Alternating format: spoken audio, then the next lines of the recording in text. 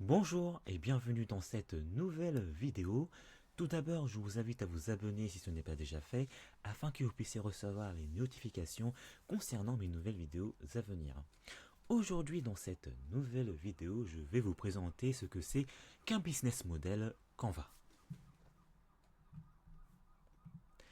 Alors, pour rappel, le business model ou modèle économique, autrement dit, permet d'expliquer la manière dont une entreprise va créer de la valeur et gagner de l'argent. Je vous invite également à consulter mes dernières vidéos pour en savoir plus sur le business model. Il existe plusieurs méthodes pour construire un business model. Et le business model Canva fait partie de l'une de ces méthodes. Et il permet de construire un business model en toute simplicité. En effet, le business model Canva est représenté sous la forme d'un tableau sur une seule page seulement. Alors cette méthode est rapide et synthétique. Elle permet donc de faciliter la présentation orale d'un projet.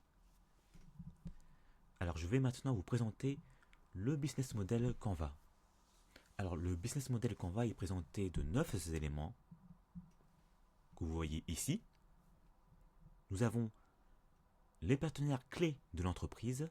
Il peut s'agir par exemple des fournisseurs ou des partenaires financiers, tels que les banquiers ou les investisseurs. Nous avons ensuite les activités clés, c'est-à-dire les activités exercées principalement par l'entreprise, c'est-à-dire le cœur de métier. Et nous avons les ressources clés de l'entreprise. Il s'agit par exemple des moyens humains ou matériels. Nous avons ensuite la proposition de valeur de l'entreprise, alors c'est-à-dire la solution apportée à la clientèle pour résoudre une problématique. Nous avons ensuite la relation client. Alors la relation client concerne le service après-vente et la fidélisation par exemple. Nous avons les canaux de distribution et de communication de l'entreprise. Alors c'est-à-dire la manière dont les clients vont entrer en contact avec l'offre de l'entreprise. Il peut s'agir par exemple d'un post sur les médias sociaux ou d'une publicité sur la voie publique.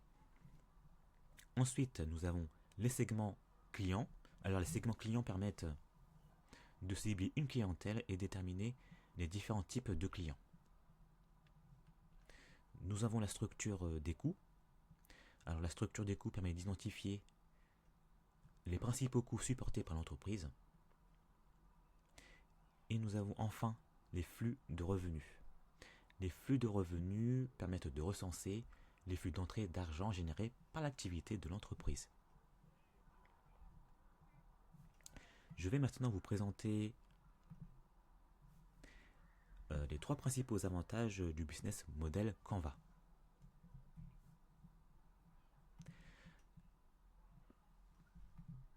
Premier avantage, c'est que le business model Canva offre une représentation visuelle synthétique et intuitive des 9 blocs clés que je vous ai présentés il y a un instant, c'est-à-dire les clients, la proposition de valeur, les canaux de distribution, les revenus, etc. Ce type de présentation permet donc de comprendre rapidement le fonctionnement global de l'entreprise. Et cette simplicité facilite aussi la communication et la collaboration entre les équipes.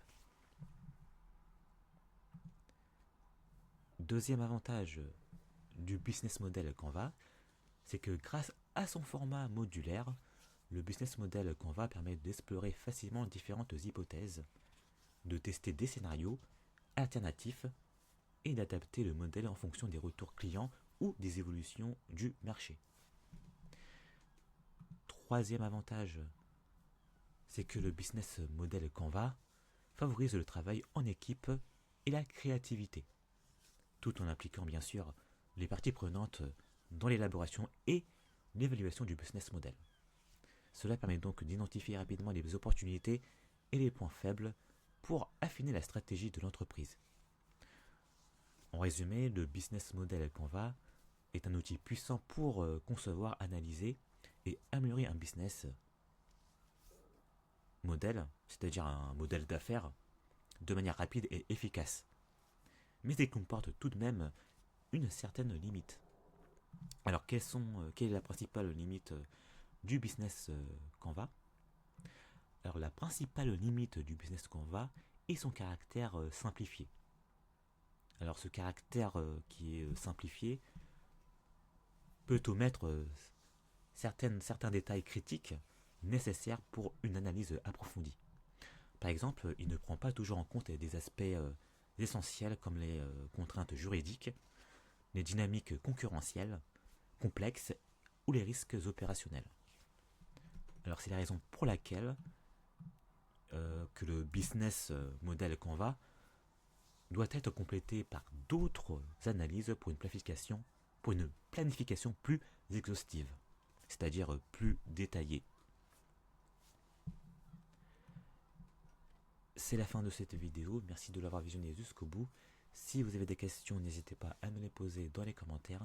Et si vous avez apprécié cette vidéo, n'hésitez pas à vous abonner si ce n'est pas déjà fait, à commenter, à partager ou à liker. Je vous dis à très bientôt.